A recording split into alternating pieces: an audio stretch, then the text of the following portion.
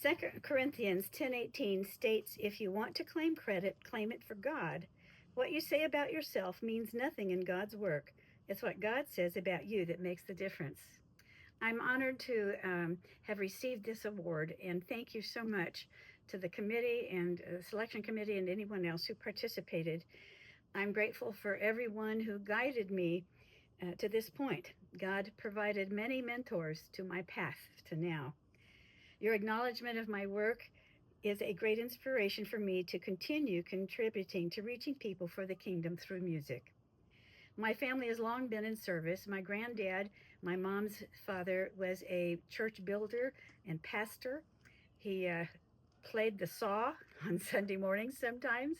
He was a good Irish tenor. My mom started playing piano in church at age 8 and played her whole life.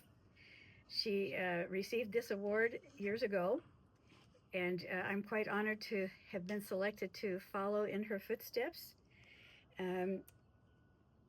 My family came to California in 1952 when I was 9 years old, and she came to work in the seminary and teach there music.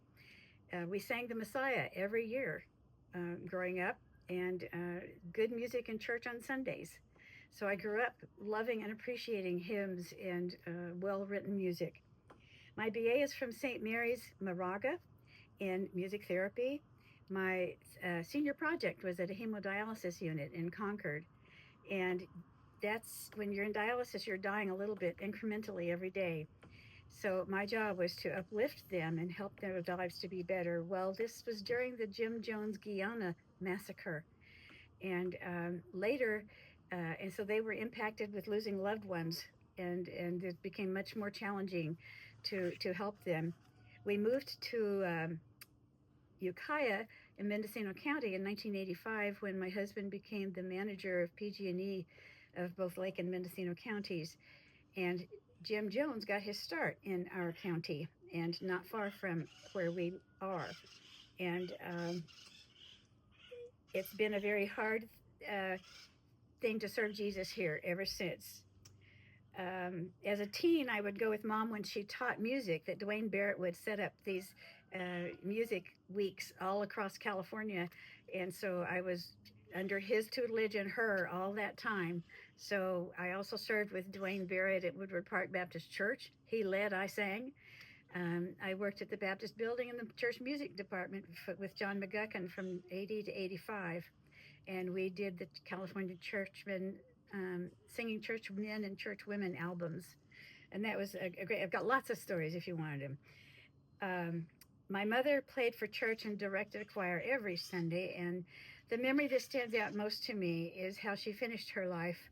The last Sunday she was in church before she died on Thursday, she slowly, in her choir robe, made her way down the aisle, the side of the church, holding on to the wall, to the organ where she played for her Lord one last time before she died.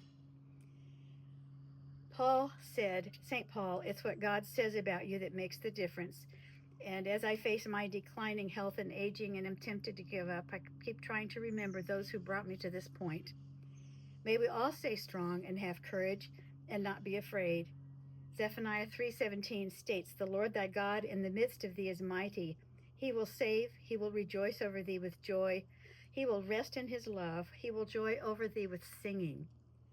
The Lord loves music. The only thing I have asked for him is to let me sing for him until I die. There's a song that George Beverly Shea sings, "My Lord is near me all the time," which is a very heartwarming song.